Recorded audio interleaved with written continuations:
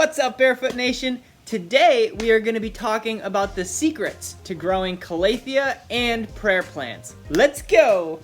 This is a great example of showing one of the reasons why Calatheas are called prayer plants. And basically you can see it really well in this peacock Calathea, or the Calathea macoiana, is they fold their leaves at night, which kind of resemble a set of praying hands.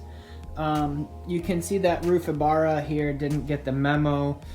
If they don't have enough light, then they won't, then they tend to not actually fold at night. Just one of those days where the dogs are underfoot and needy. And so as you can see, it's important that Calatheas do get some amount of direct sun every day. What happens here, this room faces southeast, which is actually perfect. So in addition to getting what looks like very bright sunlight, which comes from these two skylights, so all these plants are going to get direct sun for some part of the day as the sun moves. It'll start kind of here and everyone gets their sun, but it does tend to stop right about there. There's not a ton of light where that golf bag is. And as you can see, that having some direct sun is really good for flowering plants like amaryllis as well. And up here you can see a couple of my orbifolias. You can see that I really am pretty Calathea crazy. This is also a container that has no drainage. And also you'll notice that they're pretty close to a south-facing window. Indoors, they do need to have bright indirect light and some shade outdoors. Now I mentioned an exception to the rule as far as the Calatheas go, being fast growers and with sun. This right here is a Calathea lutea, or a cigar plant. You may have seen this plant during my container tropical garden tour, and I love it because it kind of reminds me of banana plants, which is nice. It's nice to have that reminder of summer while the banana plants are sleeping outside. Here you can see that this Calathea doesn't look so hot. It's got all these weird splotches and stuff. This is actually cold damage from the fall. I kind of figured that it would be pretty persistent because this plant just doesn't grow quite as fast as you'd imagine indoors. In fact, the new leaves are perfect. They do not have that cold damage. That cold damage, just so you know, happened at about 45 degrees Fahrenheit. So Calathea lutea, all Calathea, but I guess particularly Calathea lutea, is just a very tropical plant. I mean, not even subtropical, it's just straight up tropical. And this plant has the potential to grow into a massive plant. I believe I've heard over 16 feet, but I don't know if it'll get that big here in New York. I would be pretty surprised. And you can see at the base that I've got some leaf detritus, and then also the squirrels like to drop acorns in, so I have no shortage of oak trees in my containers. And you can also see here that there is a kind of suffering rattlesnake Calathea. I actually rescued that from a nursery. They were going to throw that away, believe it or not. If you have Calatheas that have some new growth, or some leaves that look okay, but they're just a little crispy, it's possible to bring them back if you give them a good warm root zone. As you can see, the south sun is shining on that pot, and decent light, kind of the perfect amount of light, so to speak. So this gets direct sun for maybe an hour or two, and after that it's just nice filtered bright light. I mentioned earlier the pests, and you can also see a bottle here labeled neem oil. Neem oil is going to be very handy to have around because one of the number one pests as far as Calatheas are concerned, the number one pest basically for Calatheas is going to be spider mites, which is actually kind of a blessing because spider mites are one of the easier pests to handle, just with some neem oil, and given some neem oil in regular applications. So in case you guys have a grow space and you just think your Calatheas are going to do better down there, that would be true, again, just as long as you kind of figure out that lighting conundrum. You can see that I have a 3000 watt grow light right here, or a 3000 lumen or something. And the Calathea is right here, but it also has a little white light that's attached to the same timer. That's for that lancifolia there, so that's getting dimmer light. But you can see right next to that Serenoa palm that I have a white fusion Calathea. That guy is a tough one. If they die back, I'm gonna wait until the grow light shuts off to really talk about that. Even though it's pretty well covered in spider mites, it's worth discussing.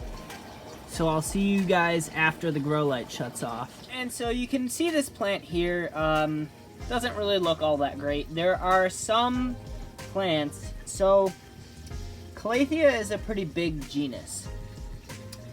And there are some plants that you can grow easier than others, and some are pretty slow to respond. Case in point, I divided this piece of Calathea lutea right here, and that guy has been sitting on a nice warm heat mat under grow lights for, I don't know, 2 weeks at least. You don't see any growth.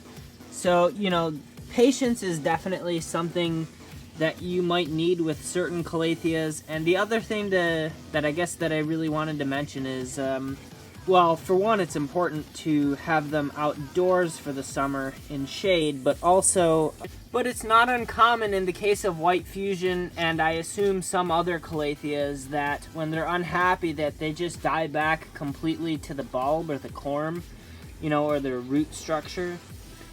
If that happens, basically what you want to do is keep them slightly drier and just kind of wait for them to grow back.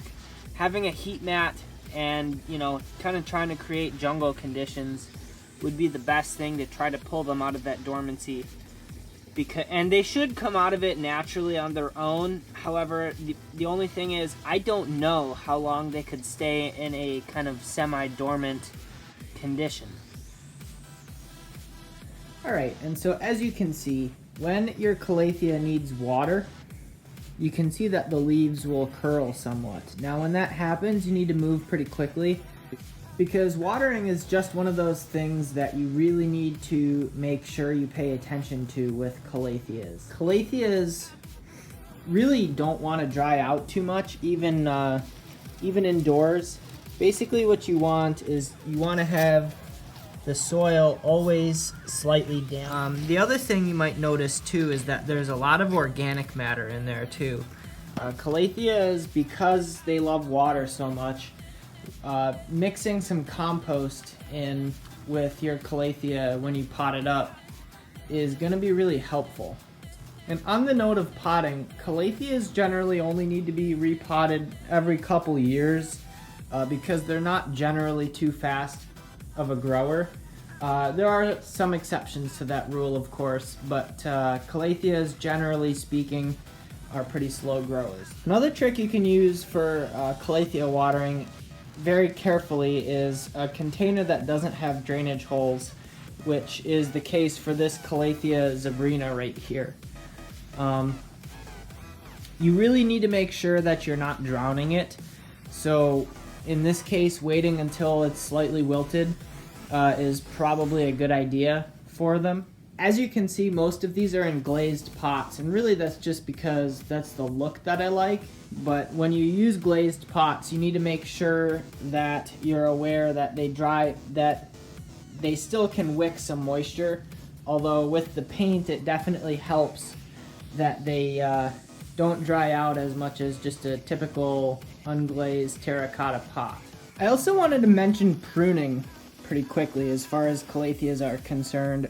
You definitely could use a pair of garden pruners, but honestly guys, just a good pair of scissors or shears is gonna work just fine. So basically what you want to do is, you can see that this leaf pretty well, yeah, that's not enough green to justify keeping it there. So basically all that you do is just like with a lot of other perennials, you just find the stem and follow it all the way down and snip. It's pretty simple. With the only exception being, just like with an elephant ear, they have a little sheath that the next leaf comes out of. Let's say that for whatever reason the newest leaf died off. Maybe it's, geez, you can really see all the spider mites there. That's lovely. But anyway, let's say that that newest leaf, for whatever reason, the light green one here that the scissors are pointing to, suppose that died off. You would not want to follow that all the way down to the bottom, because what's going to happen is you'd be cutting off all of the new growth. And it would take, if it recovers, it would take a long time. So just make sure, in that case, you would just find that little ridge right there. You can see that it kind of has that sheath, that leaf sheath, and that's where you would cut it if it was in the center. But other than that, I mean, this leaf has spider mites on it, but it still has a good amount of chlorophyll in there, so you wouldn't want to quite cut that off. This one is yellowing, so that's one that, again, even though it's still got some life in it, you can cut that off, clean up your plant, and keep it looking nice. And again, spider mites are the #1 pest of Calatheas, as you can see here on this Rufibara. So treating it with neem oil and also alcohol wipes. Calatheas are sensitive, but they're not so sensitive that you couldn't quickly take an alcohol wipe and wipe the spider mites off. That works really well on the spears of palms as well for pests. That's kind of underutilized in horticulture. Alcohol will kill a lot of, like, even mealybugs if you put that on a Q-tip. And not a huge before and after, but you can see that pruning really does make your plant look better. So whenever you have a leaf that you want to cut off, so long as it's not, you're not being too OCD about it, like, don't cut that kind of stuff off. That'll just set your plant back. I think it's worth mentioning too, if you're pruning your Calathea continuously and it's not really producing new leaves, move that plant to a different location. On the note of fertilizer, guys, I don't fertilize any houseplant really at all during winter, except when I water. I do use water from my fish tank. So if you guys have a fish tank, it is going to make a world of difference for your plants, whether they're outside or inside. And I think one of the reasons for that is fish tank water is just like taking a probiotic for us. So basically you're putting all sorts of beneficial bacteria and life and nutrients into, so I guess a probiotic and a multivitamin for your plants. And you just can't really replicate the dosages and all that stuff all that easily. In fact, if you use these fertilizers here, these synthetic fertilizers that are water soluble, you're actually more likely to have pest problems. And the reason for that, and that's a whole video on its own, it's worth mentioning about propagation of Calatheas too. By and large, you know, it's going to be by division. They do flower and they might produce seed, but as far as so you might be able to do it via seed, but I've never had flowering or seed happen. Even on my lancifolia here, which this plant is, man, I don't even know, I've had that plant for years. So you can see though, when they do get older, kind of like your ornamental grasses, they will kind of form like a open area in the center. If you wanted to divide them like that, you could, but I mean, a nice big clump like this to me is more dramatic. And also, I don't think you would get leaves as big as this.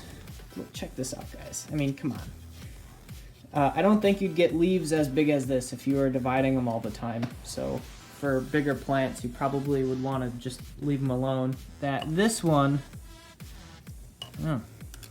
All right, then. All right, y'all. I hope you learned something, and I hope that now you have a better understanding of, if you've ever tried Calatheas, what went wrong. And if you haven't tried Calatheas, hopefully you have a bit more of an understanding of what they need to keep them alive. They're absolutely worth tucking into a shady corner of your garden outside during summer, or if you're lucky enough to live in the tropics. And then they're wonderful houseplants for the rest of us who live in colder climates. But yeah, let me know down below. Have you ever grown Calathea, or do you not want to touch them with a 10-foot pole? If you want to see more content just like this, be sure to smash that subscribe button and tap the bell. And if you like the video, be sure to drop it a big ol' thumbs up, just like that. Alright y'all, thanks for watching, and I can't wait to see you on the next one. Bye!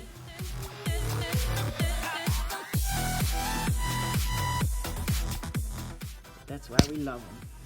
Oh, he just said turn. Did you guys see this? Whoa. Is that synthetic fertilizer actually force feeds plants as opposed to organic matter, which allows the plant to get nutrients when the plant needs to. This, because it's in the water, it forces the plant to drink that nutrient, and then the plants need to drink more water to compensate for that. And so basically, insects will then see a plant that has, you know, sucked in a lot more water and the fertilizer, and it sees it basically as a sick plant.